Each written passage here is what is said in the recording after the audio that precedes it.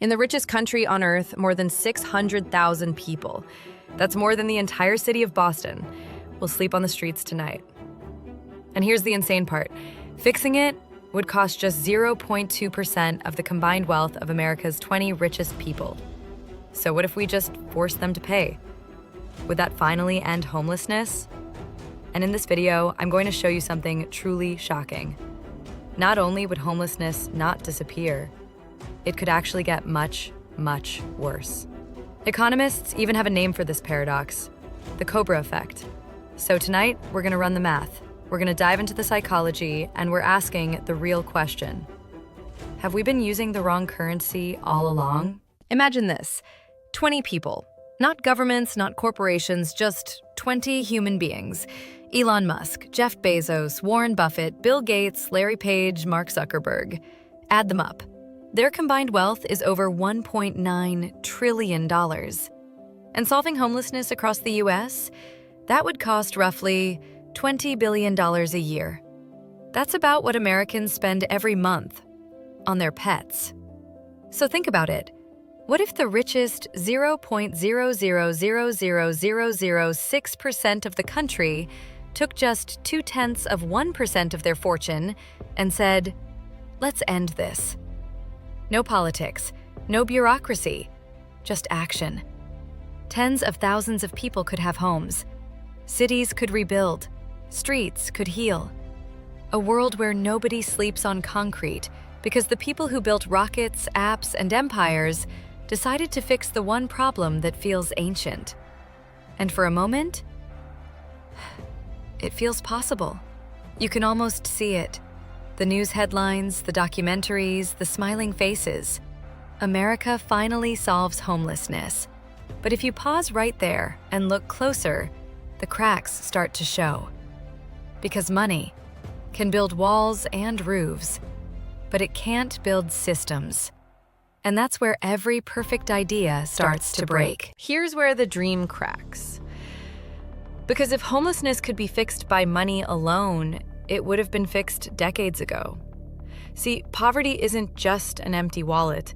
It's a web of addiction and mental illness, housing costs, zoning laws, healthcare, and jobs that don't pay enough to live. You can't cut one thread without shaking the whole system. For example, in 2023, the state of California spent over $17 billion on homelessness programs. That's more than NASA's entire yearly budget. And yet, the number of people living on the streets increased by 6%. How? Economists call it systemic inertia. Big systems resist change because every part depends on every other. Think of it like this. Imagine you're trying to push a giant ship by hand. You can use all your strength, but unless the engines turn, the ship barely moves. Homelessness isn't one problem.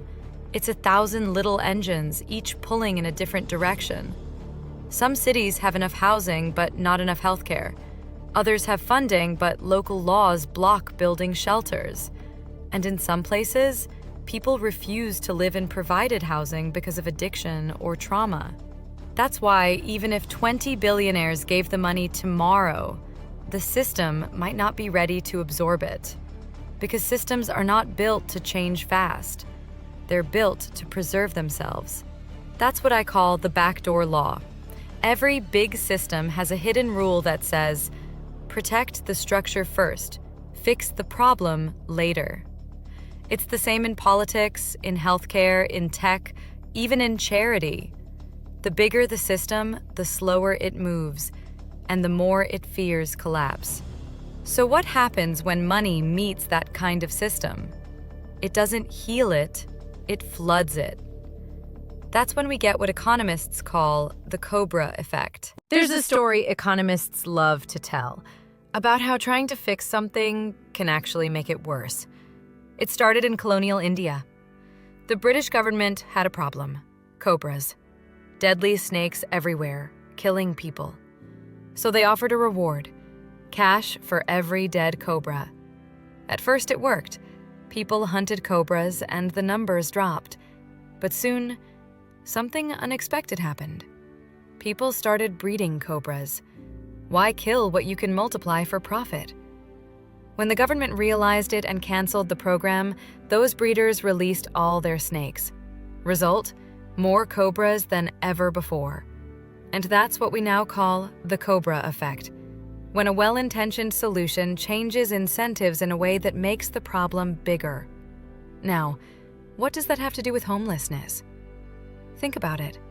If tomorrow the government, or 20 billionaires, suddenly poured tens of billions into ending homelessness, thousands of organizations, contractors, consultants, and agencies would rise overnight. They'd build shelters, they'd manage programs, they'd hold conferences, and they'd all have one thing in common. Their existence would depend on the problem continuing. Because if homelessness disappears completely, so do their jobs, budgets, and influence. That's not evil, it's human. When survival depends on a problem, you unconsciously protect the problem. That's the hidden side of compassion when it turns into industry.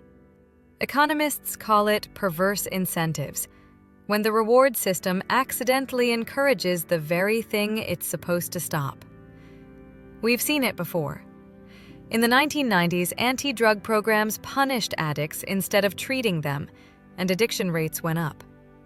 In the US prison system, private prisons got paid per inmate, so the prison population exploded. In some cities, welfare agencies receive more funding when poverty metrics rise. And this is why pouring money alone can't fix homelessness, because money changes behavior. And unless you redesign the incentives, you don't fix the system, you feed it. It's a scary truth. Even the best intentions can create their own monsters. That's the real cobra in the room. Maybe it's easy to blame billionaires. They're visible, they're loud, they have the kind of money that feels godlike. But here's the uncomfortable truth. They're not the only ones holding the mirror. We are. Every time we walk past a tent on the sidewalk and think, someone should do something, that someone is us. Every time we vote for housing but protest it being built near us, we build the walls higher. That's the NIMBY paradox.